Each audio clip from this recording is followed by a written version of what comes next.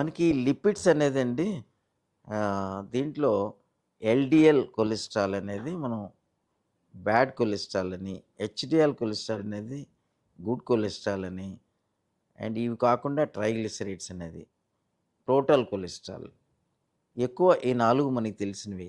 కానీ కొన్ని లైపోప్రోటీన్ ఏ ఇవి కూడా ఇంపార్టెంట్ అనమాట. మన ఇండియన్ పాపులేషన్‌లో లైపోప్రోటీన్ ఏ ఎక్కువ ఉండడం కూడా హార్ట్ డిసీజ్‌కి, బ్రెయిన్ స్ట్రోక్స్‌కి కంట్రిబ్యూట్ చేస్తుంది.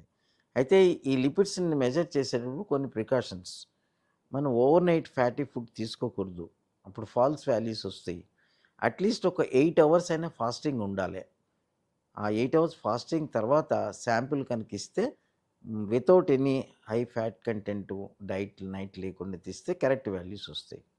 ఇప్పుడేంటంటే ఎంత లిపిడ్ ఉండాలి మనకి బాడీలో, కొలెస్ట్రాల్ ఎంత ఉండాలి, ఎల్డిఎల్, హెచ్డిఎల్ ఎంత ఉండాలి, ట్రైగ్లిస్ ఎంత ఉండాలి, ఇవన్నీ ఎలా ఉంటాయంటే ఒక రిస్క్ ఫ్యాక్టర్ ఉన్న వాళ్ళకి ఆల్రెడీ ఫ్యామిలీలో హార్ట్ డిసీజ్ వచ్చింది, డెత్ అయ్యింది, వాళ్ళకుండే వాల్యూ థ్రెషోల్డ్ డిఫరెంట్ ఉంటుంది.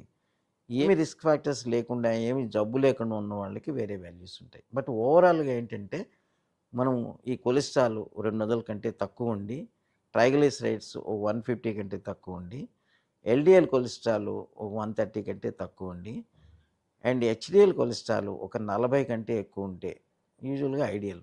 బట్ సపోజ్ హార్ట్ అటాక్ వచ్చింది ఫ్యామిలీలో, వాళ్ళకి ఎల్డిఎల్ కొలెస్ట్రాల్ బిలో 100 ఉంటే మంచిది, బిలో 70 ఉంటే మంచిది. ఆల్రెడీ అటాక్ వచ్చిన వాళ్ళకి బిలో 50 ఉంటే ఎల్డిఎల్.